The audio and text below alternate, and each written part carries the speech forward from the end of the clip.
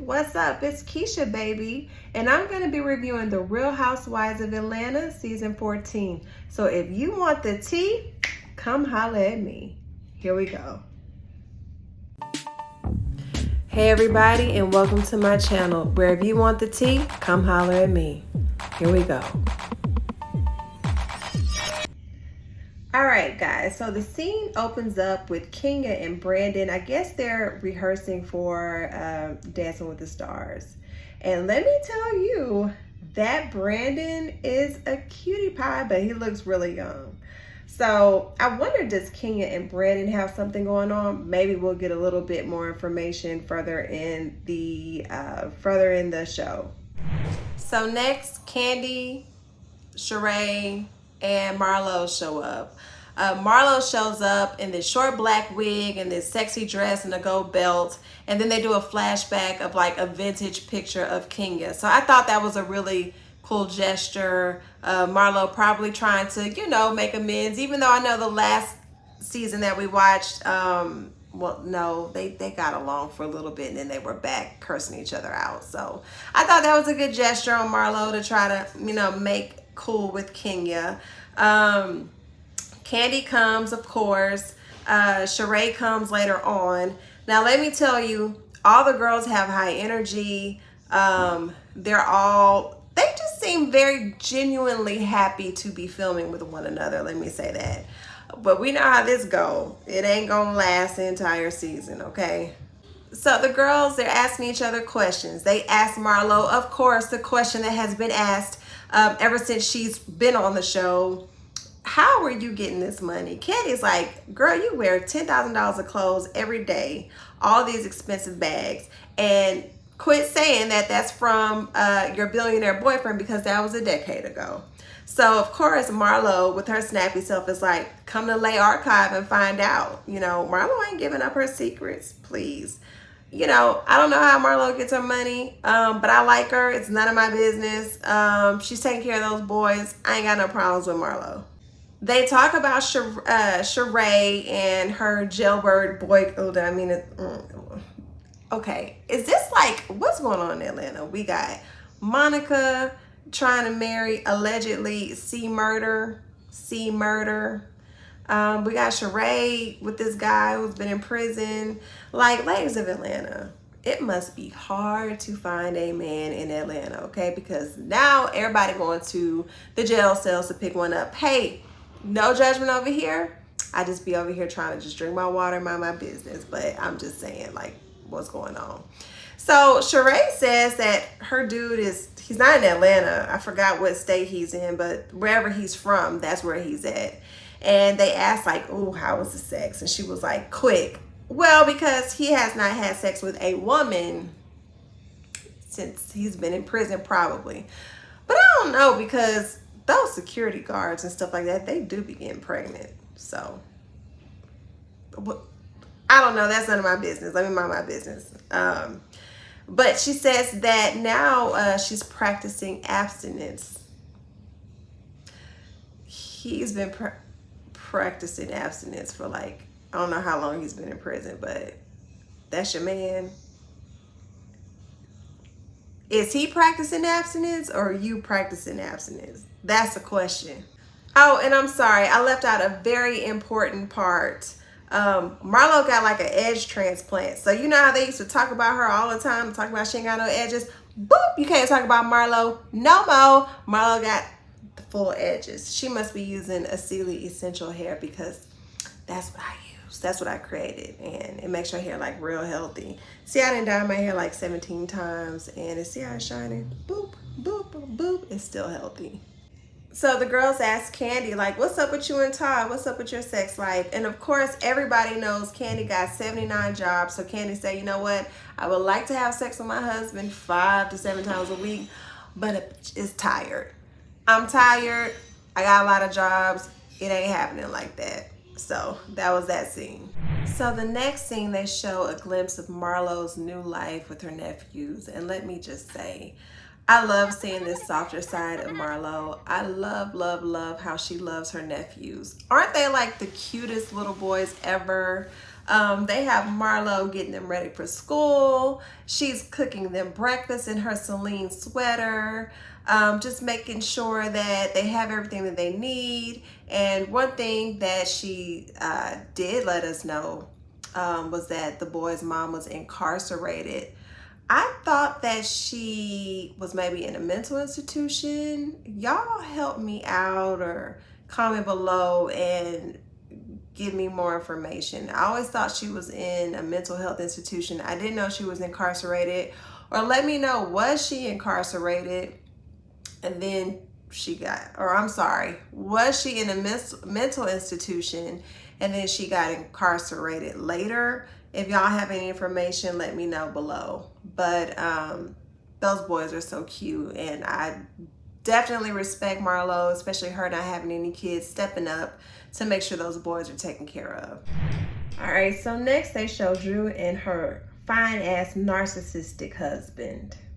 Allegedly, he's a narcissist. I ain't a psychologist, I can't diagnose that man, but just from looking at what I see on the screen, he definitely appears to have narc tendencies, allegedly. So Drew meets up with Sanya, who's a 4-time Jamaican Olympian sprinter. She's married to Aaron Ross, and he's a 2-time Super Bowl champ. So I know they got some athletic kids.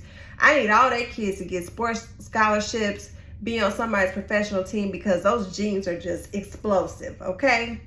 Drew has begun this weight loss program called Dropping It with Drew or something like that. It's a 21-day program where I guess they supply your food and you do virtual workouts or whatever.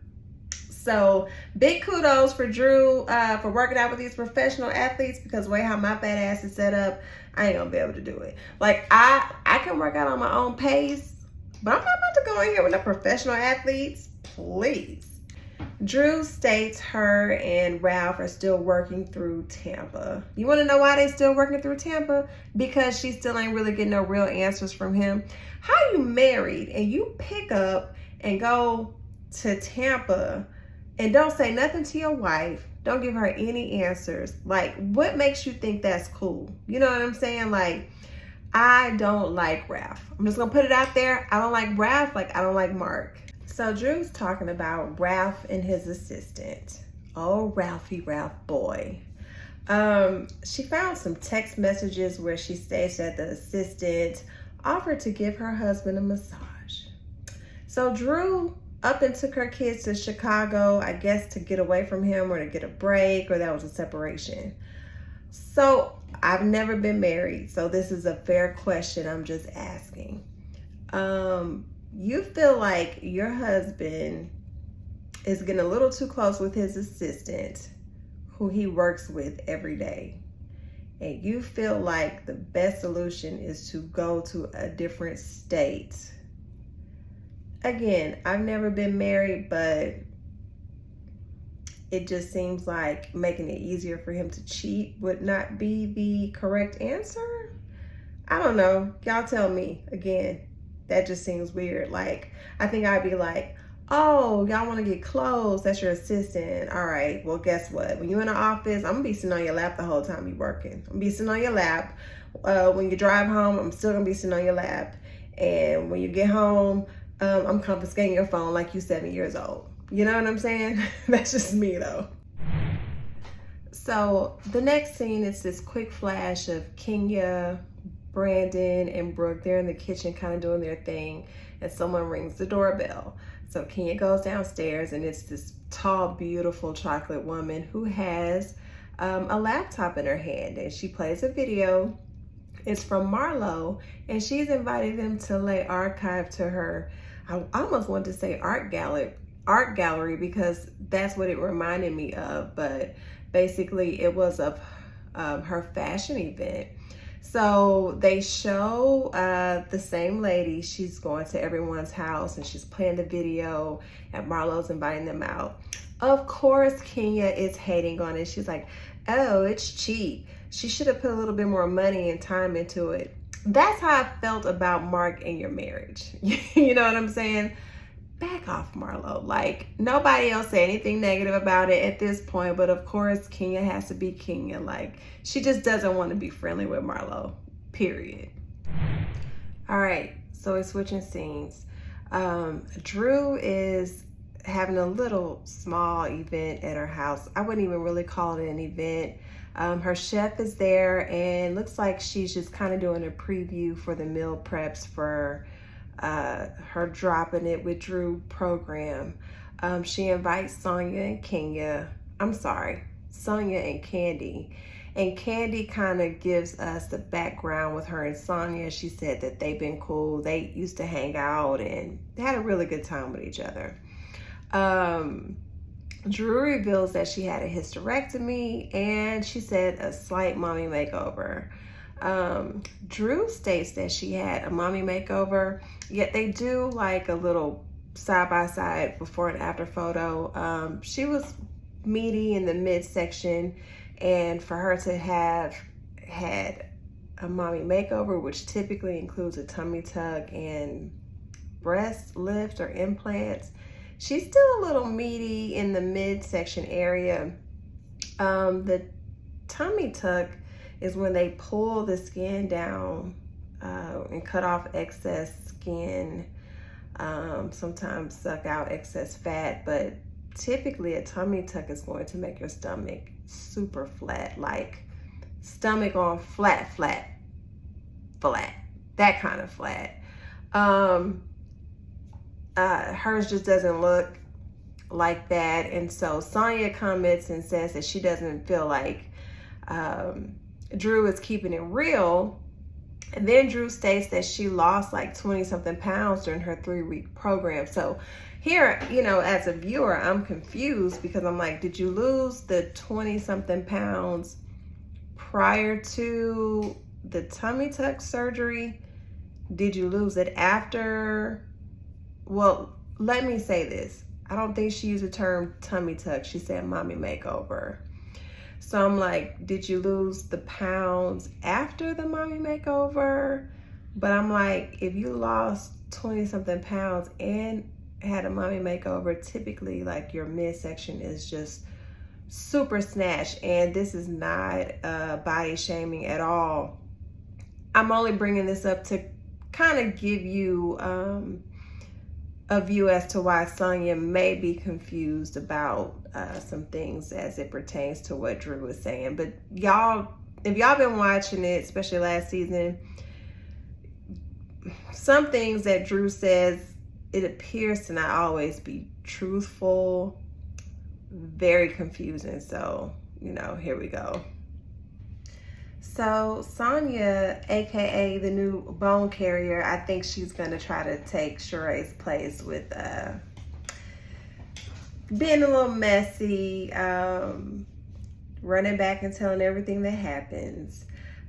She brings up the fact that Ralph, who's Drew's husband, had some suspect text messages with the assistant. She brings this up to Kandi, and she's kind of like, Drew, I'm just trying to follow up.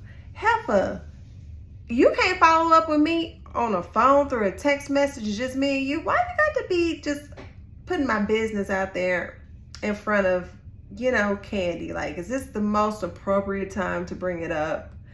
But, you know, I guess they have to have a storyline, so here we go. So Ralph comes in. I don't know if he was like listening on the slide, but he comes in and he's like,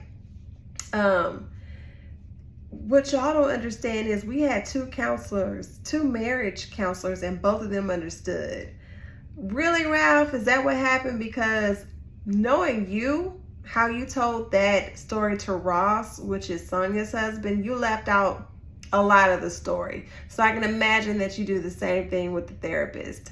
But he goes on to say, no, she offered to give me a massage because my back was messed up. See, I got a bad back.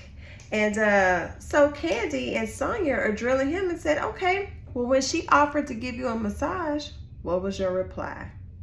He gets quiet. Kandi's like, what was your reply? Well, you know, I told her, I am a guy. So the girls are getting on him right now. Basically what you're saying is you're down for whatever because you're a guy.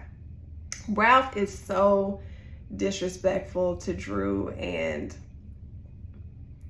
I bet he's been this way the whole time they were married. He's so disrespectful. Like, he does what he wants to do, doesn't take ownership of it, and makes excuses for his behavior. He kind of reminds me of somebody that I know personally, but I won't say who on here. You know what I'm saying? All right, so the next scene, they flash Marlo and Sheree. They're on FaceTime with each other. And Marlo's like, hey, Sheree, make sure you don't come up, to my exquisite event with the She by Sheree jogging suit. I thought that was funny. So then you see all the ladies pulling up at Marlo's event. She rented this like beautiful ballroom, such a large space. Like, you can tell that she spent a lot of money on the space. All of the women look really great. They have on these beautiful dresses. Drew had on a really nice like a green dress and an old school French roll in the back of her head, like kind of brought me back to 1990s, like homecoming or prom or something like that. But her dress was nice. Kandi came up in a badass white pantsuit. But let me just be honest, I'm not the biggest Kenya fan, but Kenya showed up, baby. Her outfit was beautiful. It fit her body beautifully. Like, she looked amazing. She was dressed down to the T. Kenya came through with the fashions. Like, Kenya looked amazing. She looked so good. Not only did Kenya come with the fashion, she also showed up with the hate. Kenya shows up, she's like, oh, how can you have a ballroom with no ball? Now, Marlo had a lot of mannequins dressed in these high-end fashion dresses, belts, purses that were worn by celebrities such as Beyonce, H-Town in the house, Jennifer Lopez, Foxy Brown. I guess they were expecting to see like models, walking up and down the runway. I didn't expect that initially because Marlo has a store, like a clothing store. I think she wanted to set up her event like a department store in France. So typically when you go to a department store, you won't see live models modeling the clothes. You're gonna see these high-end pieces on mannequins. I got it, but it didn't seem like the girls got it at all. Les Archives is where you can rent these fashions for a particular percentage per day. I think it's a pretty cool idea. If you got like a really good event, really nice upscale event that you want to go to, boom, you can show up in like a $15,000 dress and probably only pay like $3,500 that day to wear it. Yeah, all that's out of my budget, but I mean, if I had it, hell, why not? You know what I'm saying? I wonder, like, could I fit Marlo's clothes? Like, am I too thick? Cause I'm Houston thick, you know what I'm saying? Marlo states that she spent about $40,000 on the event and she is expecting to make about $120,000. And here goes Kenya's hating ass. She's like, I'm still trying to figure out how Marlo gets her money. Like, does she go on dates for cash? I didn't say sex, but I said dates. I'm like, Kenya, you're worried about Marlo's money like Mark is worried about your money. And Mark appears to not have custody or even really do visitation with his daughter. Like, just how Mark shouldn't be worried about your money, you should not be worried about Marlo's money. You know what I'm saying? Like, Kenya, just chill out. Like, just chill out, please. Bone carrier number 1 and number 2, which is Sheree and Sanya, go back and tell Marlo everything that Kenya said about her event. Marlo calls her a has-been and tells her that she needs to go pressure wash her house. So on the other side of the event, Kandi tells Kenya about Drew and her husband and the assistant. So she's kind of filling Kandi in with what's going on. Drew's right there, so you know they're talking about it. It's not like Kandi's talking about it behind her back. Drew's right there. So I'm guessing Kandi looked her up on social media, and the alleged side piece, Ralph's assistant, puts up a message, and let me make sure I have this message correct. To whom it may concern, if I want to, I will. Sincerely, that will if she wants to.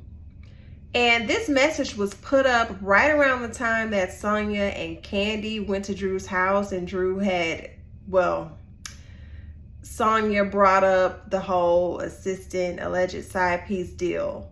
So, you know, the girls are wondering, and I'm wondering too, Ralph, are you going back to this assistant of yours and telling her about the conversation that your wife is having about her? Because if that's the case, this dude is toxic. He's toxic. Again, he has narcissistic tendencies. That's so disrespectful to your wife.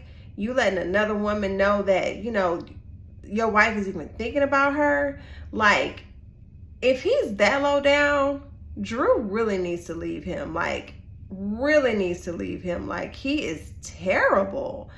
God, he gets under my skin. I don't know who I dislike more, Mark or Ralph. I really don't. Y'all leave a comment and tell me who you think is worse. So Marlo comes back and reads Kenya for filth about talking about her, you know, her event. One thing about Kandi kept it real, was like, it wasn't just Kenya, you know, we were all talking about your event. She said, well, not talking about it negatively. I mean, we had questions because, you know, I'm just confused. I'm confused as to how it works. So Marlo then breaks down how much the, you know, items cost, and she does a particular percentage per day. Kenya kind of throws shades and kind of asks if the boys are in private school, and Marlo's like, no. And then she asked them, like, are you in private school? Are you in private school? Y'all are doing well. Y'all are wealthy. Y'all came out okay. Drew says, well, I went to private school. And Marlo says, and you're like the least successful person here. So that was pretty much it for the first episode. What do I rate it on a scale of 1 to 10? I'm gonna say a 7. I mean, it's the first episode. They can't get into the dirt and the juice and the drama on day one. You know, they're kind of introducing everybody, kind of establishing the relationships, who's cool, who's still is going to be throwing dirt at each other. You know, I'm going to just be honest. I'm a Nene fan. You know, just because I'm a Nene fan don't mean that I don't like